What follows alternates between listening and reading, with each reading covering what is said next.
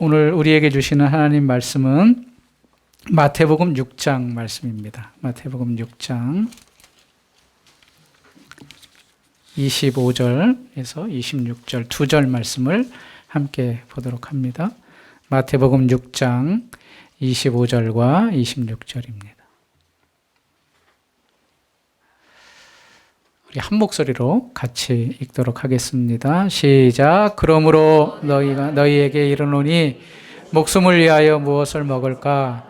무엇을 마실까? 몸을 위하여 무엇을 입을까? 염려하지 몸이 보다 중하지 아니하냐. 공중의 새를 보라. 심지도 않고 거두지도 않고 창고에 모아들이지도 아니하되 너희 하늘 아버지께서 기르시나니 너희는 이것들보다 귀하지 아니하냐. 아멘. 작년에는 너무 이렇게 조촐했는데 우리 성도님들이 또 과일 하나씩 또 땅에서 난 하나님께서 주신 귀한 선물들을 이렇게 모이는 걸 보면서 참 너무 감동이 많이 됐습니다. 참 하나님께서 이렇게 일하시고 열매 맺으시는 것들, 또 우리 교회를 통하여 열매 맺고 우리 성도님들의 마음 가운데 고백을 열매 맺는 것들을 보면서 하나님께서 일하시지 않는 것 같으나 일하시는구나. 하나님께서는 우리의 마음과 또 천지 만물뿐만 아니라 하나님의 구원 계획을 친히 이루시는 분이다. 그 고백을 할 수밖에 없었습니다. 하나님을 믿는 우리에게 하나님이 주신 값진 선물이 하나 있는데 그게 바로 성경입니다. 성경. 우리는 성경을 통하여서 많은 것을 얻을 수 있는데 무엇보다 하나님을 알아가는 귀한 지식을 얻을 수가 있습니다. 그래서 어떤 분들은 이 성경을 배우면서 우리는 세 가지를 알아야 된다. 그렇게 말하는데 먼저 세 가지를 살펴본 이후에 오늘 본문 말씀을 상고해 보려고 합니다. 첫 번째로는 하나님의 존재를 알아야 되고, 두 번째로는 하나님에 대한 하나님을 알아야 되고, 세 번째로는 그 하나님을 아는 우리들이 어떻게 살아가야 되는가를 이 성경을 통해서 알아야 된다. 그렇게 말하는 것을 봅니다. 첫 번째는 하나님의 존재를 알아야 됩니다. 성경은 하나님이 계시다는 것을 증거하고 있습니다. 즉 증거의 책입니다. 여러분, 이 땅에 많은 사람들이 살아가지만 두 부류로 나눈다면 하나님을 믿는 사람과 하나님을 믿지 않는 사람입니다. 하나님을 믿는다는 것은 참 대단한 일인 게 뭐냐면 하나님은 보이지 않는 분입니다. 보이지 않는 것을 믿는다니까 대단한 거죠. 그래서 우리가 흔히 알기로 하나님을 믿지 않는 자들, 그걸 주장하는 자들을 무신론자라고 합니다. 무신론자들은 자기의 논리와 자기의 생각과 자기의 증거들로 하나님의 살아계심을 반박하고 하나님이 없다고 이야기하는 사람들입니다. 그러나 성경은 하나님이 살아계시다. 그렇게 말씀하고 있습니다. 그럼 하나님이 어떻게 살아계시는가? 우리가 구약 성경을 보다 보면 이제 애굽의 왕자였다가 거기서 이제 살인죄를 지어서 피난 간 사람이 있죠. 피신 간 사람. 모세죠. 사실 모세는 이스라엘 민족의 자녀로 태어났지만 이제 죽음을 당할 위기에서 이제 바로의 공주가 그를 건져 주어서 이제 바로의 아들로 왕자로 40년 동안 그곳에 생활을 하게 되었는데 이제 그런 살인 사건을 통하여서 이제 미디안으로 쫓겨나고 그곳에서 이제 결혼을 하고 이제 양을 치던 그런 삶을 살아가던 중에 이제 호렙산에서 하나님을 만나게 됩니다. 그 하나님이 형체로 나와 있지는 않지만 불이 타고 있는 가시떨기 나무 아래서 하나님을 만나고 하나님이 친히 자기를 소개하시면서 나는 스스로 있는 자다. 그렇게 말하고 있어요. 스스로 있는 자. 스스로 있는 자. 여러분, 이 땅의 모든 것들은 스스로 서 있을 수가 없습니다. 원인이 있고 우리가 있는 겁니다. 누군가 만든 사람이 있는 겁니다. 그런데 하나님은 스스로 계시다. 그 말은 어떤 원인이 없이 그냥 존재하시는 분. 그 우리로서는 이해할 수 없는 분이죠. 그런데 하나님이 스스로 계신 자다. 그렇게 말씀하고 계시는 겁니다. 이 자리에 계신 여러분들은 하나님의 존재, 스스로 계신 그 여호와 하나님을 믿는 분인 줄 믿습니다. 믿기 때문에 이 자리에 나온 것이고 믿기 때문에 그분께 찬양 드리고 경배 드리고 우리의 물질을 드려 하나님께 감사를 표하는 줄 믿습니다. 예를 들어서 공기가 보이지 않는다고 공기가 없다고 부인할 수 없지요. 우주가 넓은데 아직도 이 인간들이 그 우주가 얼마나 큰지 무엇이 있는지 정확하게 알지 못하고 계속 알아가고 있습니다. 그런 걸 보면 하나님이 살아계시다라는 증거가 더 많습니다. 하나님이 계시지 않다는 증거보다 하나님이 계시다라는 증거들이 더 충만히 있습니다. 요즘에 이렇게 한 주간이 너무 행복했는데 이 단풍을 보면서 너무 행복한 거예요. 동일한 색의 그런 단풍들이 있었는데 어느 사이에 빨간색, 노란색으로 변해가지고 낙엽이 떨어지고 그 모습이 아주 이제 화려한 지난 한 주를 보내면서 어쩌면 뭐 봄, 여름, 가을, 겨울 사계절이 있지만 이 계절이 가장 마음이 풍성해지고 또 하나님의 살아계심이 명확하게 증거되는 계절이 아닌가 생각을 해보았습니다. 어떤 이들은 하나님을 보여달라고 하면서 보여주면 믿겠다고 하는 분들이 많지요. 그러나 앞에서 말했지만 하나님은 보여줄 수 있는 분이 아닙니다. 그러나 하나님은 살아계시는 분이고 지금도 존재하시는 분입니다. 성경은 이 하나님의 존재를 말씀하고 이 하나님의 존재를 우리가 믿어야 될 것이다 라고 가르치고 있습니다. 마태복음 13장에 보면 우리가 잘 아는 유명한 비유가 있는데 씨 뿌리는 자의 비유가 있죠. 어떤 한 농부가 씨를 뿌립니다. 그 씨를 뿌리는데 그 씨가 동일한 밭에 떨어지는 것이 아니라 4가지 다른 종류의 밭에 떨어집니다. 어떤 씨는 길가에 떨어지고 어떤 씨는 흙이 얕은 돌밭에 떨어지고 어떤 씨는 가시 떨기가 있는 그 땅에 떨어지고 마지막에 어떤 씨는 좋은 땅에 떨어집니다. 우리는 이 4가지 밭의 이 말씀을 보면서 보통 이렇게 이제 적용을 했죠. 우리는 좋은 마음의 밭을 가져야 됩니다. 돌짝밭, 길가밭, 가시떨기 같은 마음을 가지면 열매 맺을 수 없으니까 우리가 좋은 밭의 열매를 가져서 100배, 60배, 30배의 열매 맺는 성도가 되어야 될 것입니다. 그렇게 그냥 익숙하게 들어왔습니다. 물론 그것이 다 틀렸다고 말할 수는 없지만 이 본문이 의미하는 바는 그것보다는 좀 다른 관점에서 이야기를 하는 것 같습니다. 왜 4개의 밭을 이야기하고 3개의 밭은 열매 맺지 못하는데 하나 좋은 땅에 떨어진 밭의 씨는 이렇게 수많은 열매를 맺게 되는가? 그 맥락을 이해하면 이렇게 예수님께서 말씀을 하십니다. 마태복음 13장 11절에 대답하여 이르시되 천국의 비밀을 아는 것이 너희에게 허락되었으나 그들에게는 아니 되었나니 무릇 있는 자는 받아 넉넉하게 되되 없는 자는 그 있는 것도 빼앗기리라. 이게 바로 천국의 비밀이라는 겁니다. 왜 씨 뿌리는 자, 또 그 씨가 밭에 떨어진 이것이 왜 천국의 비밀일까? 어떤 자는 받아 넉넉하게 누리지만 어떤 자는 그렇지 못하다. 양분을 하고 있습니다. 그러면서 이사야의 말씀을 인용을 합니다. 너희가 듣기는 들어도 깨닫지 못할 것이요 보기는 보아도 알지 못하리라. 들어도 깨닫지 못하고 보지만 알지 못한다. 그건 무슨 말인가? 이게 바로 천국의 비밀이라는 겁니다. 아무리 하나님에 대해서 이야기하더라도 3가지 밭, 길가나 돌밭이나 가시떨기 넘어 있는 사람들은 아무리 얘기해줘도 못 알아듣는다는 겁니다. 그러나 좋은 밭은 알아듣는다는 겁니다. 알아듣는 부류가 있고 못 알아듣는 부류가 있다는 겁니다. 그리고 여러분, 하나님에 대해서 이야기하면 다 알아듣나요? 거의 많은 사람들이 부정하고 알아듣지 못합니다. 왜냐? 안 보이니까. 또 믿을 수 없으니까. 증명이 되지 않았으니까. 그런데 천국의 비밀이 여기 있다는 거죠. 천국의 비밀을 가진 자들은 그 이야기를 했을 때 알아듣는다는 겁니다. 하나님이 계시다는 게 믿어진다는 겁니다. 이게 바로 우리에게 복이라는 겁니다. 이 4가지 밭의 비유가 바로 그것을 말하고 있습니다. 너희는 하늘의 복을 받은 자다. 받은 자이기 때문에 씨가 떨어져서 그 밭에 많은 열매가 맺듯이 너희가 그 씨가 떨어져서 그 말을 알아듣고 많은 열매를 맺는 자다. 그렇게 말씀을 하고 있습니다. 하나님은 믿음의 눈으로 볼 때 보입니다. 그 믿음을 누가 주셨습니까? 하나님이 주셨습니다. 아무리 얘기해도 우리가 믿어줄 수 없는데 그 마음을 열어서 우리에게 믿음을 주신, 선물로 믿음을 주신 그분이 우리가 살아계신 하나님의 복음을 들을 때에 믿게 하시고 그 하나님의 존재를 의심치 않게 하고 또 그 살아계신 하나님이 나의 아버지임을 고백하면서 하루하루를 믿음으로 살아간다는 겁니다. 이게 바로 우리가 받은 가장 큰 복입니다. 이 복에 대해서 오늘 하루 우리가 깊이 감사하는 주안의 교회 성도님들이 되시길 바랍니다. 두 번째, 성경은 우리에게 하나님의 지식에 대해서 말씀하고 있는데 하나님을 알아야 된다라고 가르치고 있습니다.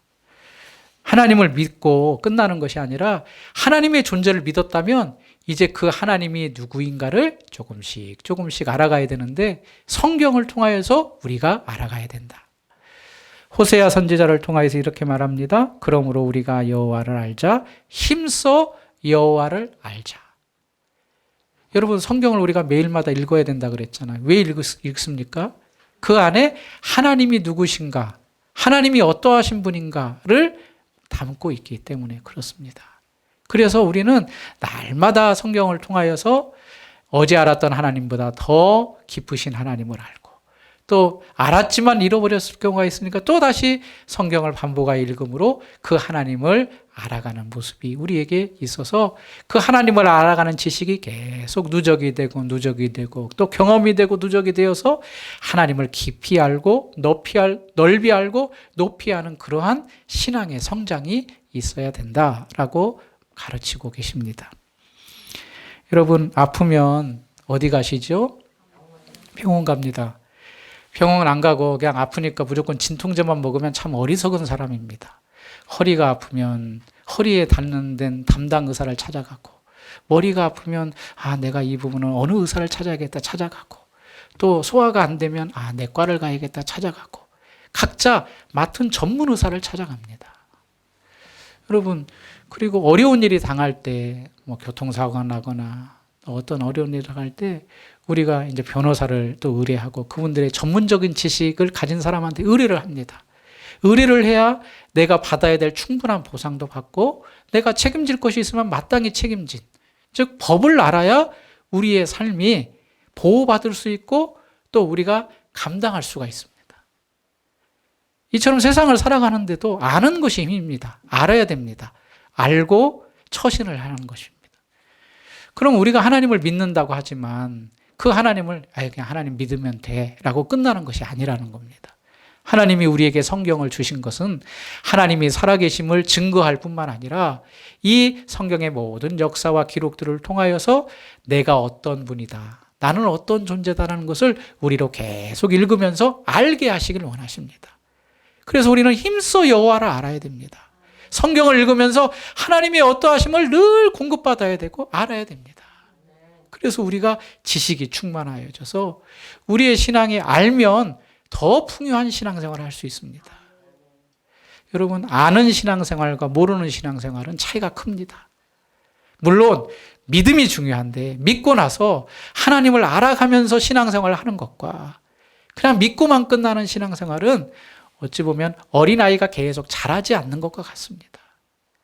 계속 하나님을 알고 하나님을 경험하고 성경에 나와 있는 하나님이 나의 하나님이고 나의 삶 가운데서 그렇게 역사하는구나. 알아가면 알아갈수록 우리의 지식도 충만해질 뿐만 아니라 신앙생활 하는 것이 기쁘고 즐겁고 행복하고 풍요함이 있습니다.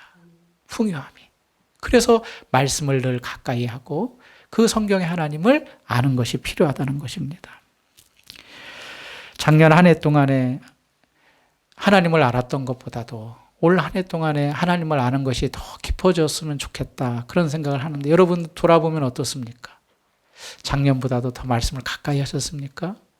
작년보다도 하나님을 더 가까이 하고 하나님을 알았다면 그 하나님을 안 거에 대한 감사가 오늘 깊어지는 시간이 되셨으면 좋겠습니다. 하나님, 저를 인도하시고 또 저희 아버지 되신 하나님을 올 한 해 동안에 더 알게 해주셔서 감사합니다. 내년에는 더 그 하나님을 더 많이 알 수 있도록 저를 도와주시고 또 저를 말씀 가운데로 인도해 주옵소서, 그렇게 고백하는 귀한 성도님들이 되시길 바랍니다. 세 번째로는 이제 이 성경은 내가 믿고 아는 이 하나님이 나의 삶에 있어서 열매로 맺게 하신다라는 것을 가르쳐주고 있습니다. 믿고 아는 것뿐만 아니라 우리가 열매로 나타나는데, 우리가 오후에 계속 하이델베르크 공부하고 있잖아요. 요즘에 뭘 하고 있냐면 예수 믿는 사람들은 착한 열매가 맺어야 된다라는 것을 말씀하고 있습니다. 착한 열매라는 것은 하나님의 뜻대로 하는 행실을 말한다고 했습니다. 악한 자들은 그 열매가 악한 행실로 나옵니다. 입에서도 그렇고 행실로도 그렇고. 그런데 이제 예수님을 믿고 하나님을 알고 그 하나님을 계속 따르는 자들은 우리의 삶이 빛된 삶으로, 소금의 삶으로 착한 행실로 나올 수밖에 없는 증거들이 있다는 겁니다. 그래서 성경은 곳곳에서 우리가 예수 믿고 난 이후에 변화돼야 되고 어떤 열매로 살아야 되고 어떤 것을 버려야 되고 하는 것들이 계속 우리에게 제시되고 있습니다. 대표적인 인물이 사도 바울이죠. 사도 바울은 비방자요, 폭행자요, 악행자였습니다. 그런데 그가 그 모든 것을 배설물처럼 버렸다 그랬습니다. 그리고 그가 예수께 잡힌 바 된 그것을 잡으려고 표대를 향하여 달려간다 그랬습니다. 우리의 삶도 그렇습니다. 성경이 우리에게 증거하는 것은 이제 너희의 삶은 바울을 따라가는 삶과 똑같다. 바울은 누구를 따라갔습니까? 예수님을 따라갔죠. 우리도 예수님을 따라갔던 바울처럼 예수님의 뒤를 따라서 이제 하나님을 아버지로 모신 하나님의 자녀답게 우리의 삶이 변화된 삶, 착한 행실의 삶으로 바꿔야 된다라는 것을 말씀합니다.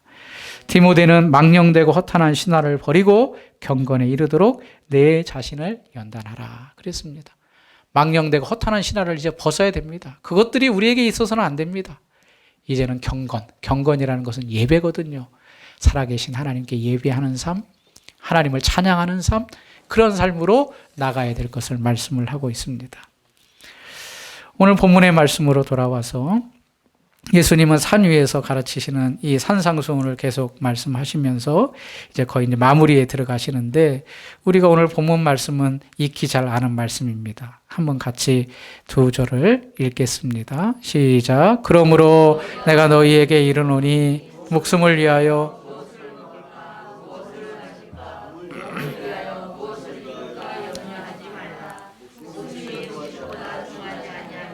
몸이 의복보다 중하지 아니하냐. 공중의 새를 보라. 심지도 않고 거두지도 않고 창고에 모아들이지도 아니하되 너희 하늘 아버지께서 기르시나니 너희는 이것들보다 귀하지. 이 두 절만 읽어도 여러분 마음이 위로가 되십니까? 너무 마음의 위로가 됩니다. 특별히 26절 마지막 부분에 너희는 이것들보다 귀하지 아니하냐. 공중을 봐라. 새가 돌아다니지 않느냐. 그 새들이 씨 뿌리고 거두어서 창고에 모아들인 그런 행동하지 않아도 하나님께서 매일마다 먹을 것 주시고 필요한 것들 공급하시지 않느냐. 그런데 너희들은 이 새들보다 더 귀한 존재가 아니냐. 하나님의 형상을 따라, 나의 형상을 따라 닮은 나의 자녀들이 아니냐. 뭘 걱정할 게 있느냐. 그렇게 이제 말씀을 하시는 거죠. 특별히 25절 말씀을 보면 목숨을 위하여 무엇을 먹을까, 무엇을 마실까, 몸을 위하여 무엇을 입을까 염려하지 말라. 그렇게 말씀하시면서 목숨이 음식보다 중하지 아니하며 몸이 의복보다 중하지 아니하냐. 그렇게 말합니다. 이것은 이제 뭘 말하고 있습니까? 우리의 주변 것보다 본질에 더 핵심이 중요하다. 그 말을 하고 있는 겁니다. 본말이 전도된다. 이런 표현인데 본말. 이제 우선순위가 바뀐다라는 뜻입니다. 여러분 돈이 필요하죠. 돈이 필요한데 필요하기 때문에 돈을 버는 거죠. 그런데 돈을 모으려고 돈을 버는 사람이 있습니다. 즉 돈이 많은 게 목적이 되는 사람. 그 있는 돈 다 어디다 쓰려고 그래. 이제 그런 말도 하는데 그 있는 돈 어디다 다 쓰고 죽으려고 그래. 다 쓰지도 못하는데 계속 돈을 모으는 게 우리의 목적이 되어버렸습니다. 음식도 먹죠. 하루에 세 끼 드시는 분도 있고 또 2끼 드시는 분도 있고 보통 이제 한두 끼는 다 드십니다. 그런데 어떤 경우는 간단하게 김밥 사 드시는 경우도 있죠. 어떤 경우는 정말로 비싼 데 가가지고 요즘에는 20만 원, 30만 원도 뷔페가 그렇게 되고 또 이렇게 셰프가 해주는 그러한 요리도 찾아다니시는 분도 있고. 그러나 그거 먹었다고 해서 3, 4일 동안 안 먹어도 되나요? 아니죠. 아무리 비싼 거 먹어도 한 대여섯 시간 지나면 배고프고 아무리 싼 거 먹어도 대여섯 시간 지나면 또 배고픕니다. 또 먹어야 되고 또 먹어야 되고. 본질은 음식이 아닙니다. 우리의 몸이지요. 옷도 있습니다.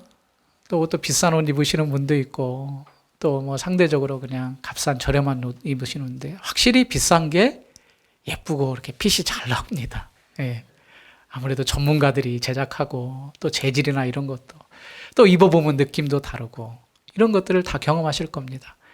근데 제 아무리 비싼 옷을 입어도 유행 지나면 또 안 입게 되고 또 내 몸이 부르면 또 작아서 못 입게 되고 또 빠지면 또 커서 못 입게 되고 아무리 비싼 것도 시기마다 때마다 바꿔줘야 되고 또 유행을 따라가야 되고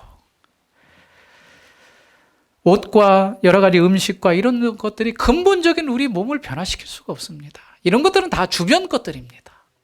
우리가 살아가는 데 있어서 잘 먹을 수도 있고 못 먹을 수도 있고 비싼 걸 거칠 수도 있고 그렇지 않을 수도 있고 우리의 관심과 가치가 무엇이냐? 먹는 음식과 치장하는 옷 이런 주변의 것들이 아니다라는 겁니다.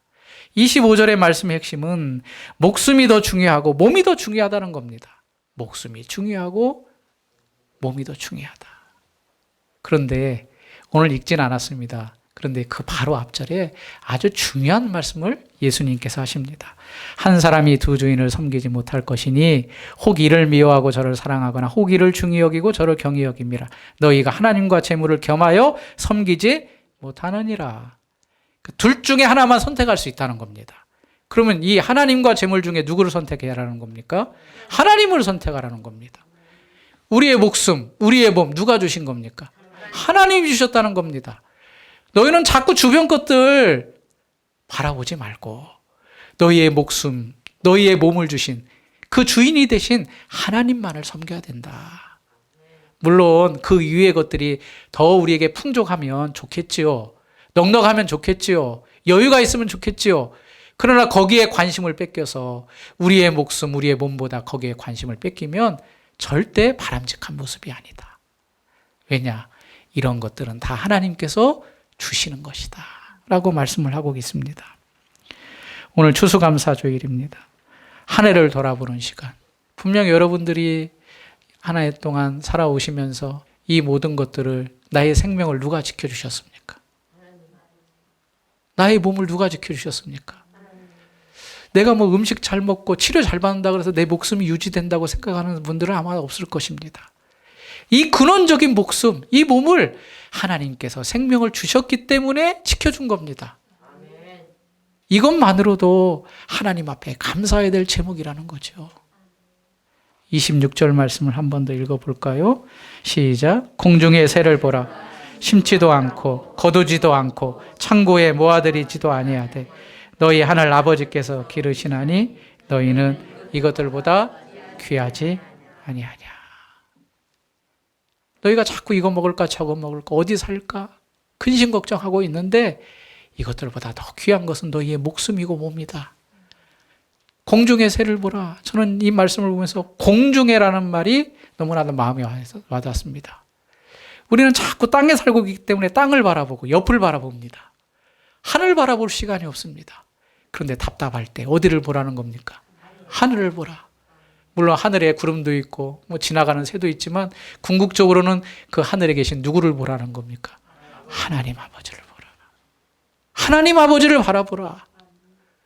사방이 답답하게 막혀 있을 때 우리가 온데 갈데 없어서 우겨싸움을 당할지라도 하늘을 보면 하늘에서 도우시는 하나님의 손길이 우리를 기다리고 계신다. 그 하나님이 우리를 지키시고 인도하신다. 곡물들이 이렇게 익은 걸 보면서 비가 오고 햇빛이 나야 이런 열매들이 맺히지 않습니까?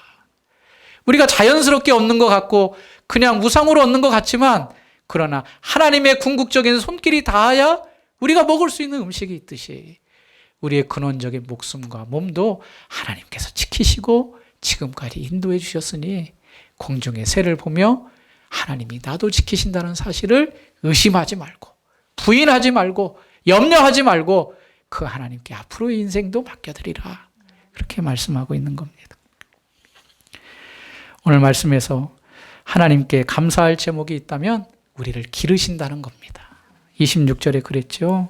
너희 하늘 아버지께서 기르시나니 기르시나니. 오늘 이 말씀이 우리 성도님들에게 큰 은혜가 되었으면 좋겠습니다. 하나님이 날 길러주신다. 때때마다 먹을 걸 주시고 때때마다 필요할 또 물질도 주시고 우리가 그 보호를 받으면서 우리가 잘 양육될 수 있도록. 시편 95편 7절에 그는 우리의 하나님이시요 우리는 그가 기르시는 백성이며 그의 손이 돌보시는 양이기 때문이라 너희가 오늘 그의 음성을 듣거든. 그렇게 말씀하고 있습니다. 잘 아는 시편의 내용이지만 시편 23편도 다윗이 고백하기를 여호와는 나의 목자시니 내게 부족함이 없으리로다. 그가 나를 푸른 초장으로 인도하시며 쉴 만한 물가로 인도하신다. 마치 우리는 양이고 하나님께서 우리의 목자가 되어주셔서 우리를 푸른 풀밭, 쉴 만한 물가로 인도하셔서 우리를 길러주시는 듯이 하나님께서 오늘 말씀을 통하여서도 우리를 길러주신다. 우리의 목숨과 우리의 몸을 잘 보살펴 주신다. 보호해 주신다. 약속하고 계십니다. 그래서 우리는 시편 95편 6절대로 이렇게 고백해야 될 줄 믿습니다. 오라 우리가 굽혀 경배하며 우리를 지으신 여호와 앞에 무릎을 꿇자. 우리를 지으시고 길러주시는 여호와 앞에 무릎을 꿇고 그 하나님을 찬양하는 귀한 성도님들이 되시길 바랍니다. 말씀을 마무리하면서 저희가 이제 하이델베르그 계속 이야기를 하고 있는데 하이델베르가 총 129문으로 되어 있습니다. 우리가 이제 80문, 90문 넘어가고 있는데 조금만 더 하면 마무리가 됩니다. 그 하이델베르그가 129문의 긴 문답식의 그런 가르침인데 이 129문을 총 3등분을 하면 영어로 표현하면 3G라고 표현을 한다고 합니다. 앞에 한번 보시죠. 3G. 예. G는 이제 대문자 G, 앞철자를 땄습니다. 그래서 처음에는 guilt, 두 번째로는 grace, 세 번째로는 gratitude라고 말합니다. guilt라는 건 죄라는 겁니다. 하이델베르에서 죄를 이야기해요. 그래, 우리의 비참함. 죄 아래에 있는 우리의 비참함. 그러나 비참함 가운데 하나님의 은혜가 임했다. 그레이스. 그리고 그 은혜를 받은 자들은 반드시 하나님 앞에 감사해야 된다. 보통 우리는 감사, 땡큐 그러죠. 근데 그레티튜라는 말도 동일한 감사의 의미가 있습니다. 3G. 그래서 하이델베르그는 세 개의 G를 기억하면 된다. 죄와 은혜와 감사. 여러분 구원받은 백성 얼마나 감사합니까? 아버지 되신 하나님, 그 하나님 아버지께서 나를 길러주신다고 약속했으니 얼마나 감사합니까? 이 땅에서도 기르실 뿐만 아니라 우리를 영원한 천국으로 인도하시는 그 하나님이시니 더 감사하죠. 이 추수감사주의를 통하여 우리의 감사가 더 깊어지고 넘쳐나며 근심과 걱정, 두려움 가운데 있던 성도님들이 있다면 다시금 오늘 말씀을 통하여 힘을 얻고 아무것도 염려하지 말고 모든 일에 기도와 간구로 하나님 앞에 나아가는 귀한 성도님들이 다 되시길 바랍니다. 그래서 우리가 이 감사를 받은 것을 이제 다른 교회와 또 어려운 성도들에게 좀 드리고자 합니다. 작년까지는 그렇게 하지 못했는데 우리 교회가 보통 추수감사주일에 많은 교회들이 그렇게 어렵고 우리의 도움의 손길이 필요한 곳에 헌신하고 있습니다.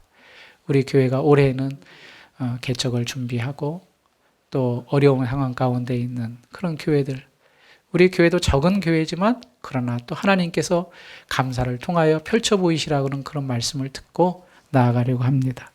히브리서 13장 15절 16절 그러므로 우리는 예수로 말미암아 항상 찬송의 제사를 하나님께 드리자. 이는 그 이름을 증언하는 입술의 열매니라. 오직 선을 행함과 서로 나누어 주기를 잊지 말라. 하나님은 이 같은 제사를 기뻐하시느니라. 우리도 감사해야 되는데 하나님 앞에 감사의 예물을 드리고 또 이것을 선이 많은 사람 앞에 선을 행하고 나누어 주는 그걸 통하여 하나님의 일하심과 하나님께 영광 돌리는 그러한 우리들이 되시기를 주님의 이름으로 축원합니다. 기도하겠습니다. 하나님 아버지 감사합니다. 오늘 저희가 한 해를 생각하며 우리를 길러주신 그 하나님께 감사와 찬양과 영광을 올려드리니 감사합니다. 하나님 오늘 우리의 모임을 통하여 이 예배를 통하여 또 하나님이 주신 말씀이 우리 심령에 잘 심겨져서 그 말씀 위에 승리하는 한 주간이 되게 해 주옵소서. 어떤 어려움과 역경이 있을지라도 또 염려와 고난이 우리에게 다가올지라도 하나님이 우리의 아버지 되심을 잊지 않게 해주시고 우리를 끝까지 기르시는 분임을 고백하며 그 믿음 고백 위에 살아갈 수 있도록 도와주시옵소서. 오늘 이렇게 귀한 헌신을 한 성도님들이 계십니다. 하나님 그 손길 위에 또 하나님 우리의 나눔을 통하여 하나님 더 큰 영광을 받아주실 줄 믿습니다. 예수 그리스도의 이름으로 기도하옵나이다. 아멘.